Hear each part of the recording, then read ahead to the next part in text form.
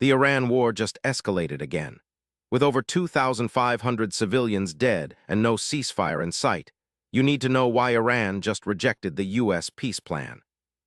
On March 25, Pakistani officials presented Iran with a detailed 15-point ceasefire proposal from the United States.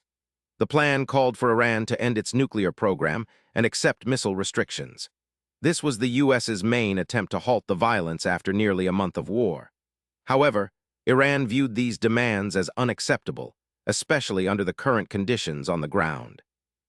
Iran rejected the ceasefire, citing that the United States and Israel violated the spirit of the deal.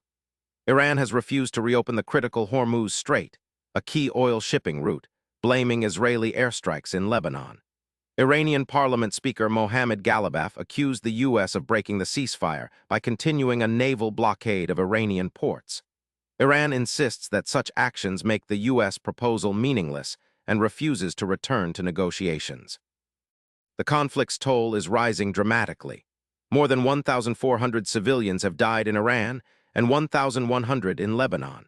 Recently, missile debris from the fighting struck Abu Dhabi, killing 2 people.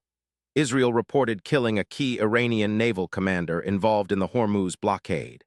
These events have intensified hostilities and hardened Iran's stance against any ceasefire that does not address these issues.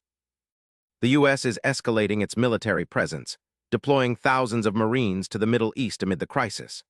White House spokeswoman Leavitt stated that recent ship seizures were not ceasefire violations, since these were neither U.S. nor Israeli vessels, calling the seizures acts of war by Iran. Former President Trump has expressed frustration, saying he no longer cares about negotiations following the failed Islamabad talks.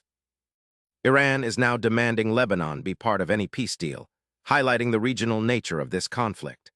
Until the U.S. lifts the naval blockade on Iranian ports and Israeli strikes in Lebanon stop, Iranian negotiators refuse to return to the table. This deadlock means the war could worsen before any resolution, keeping the Middle East on edge and global markets volatile.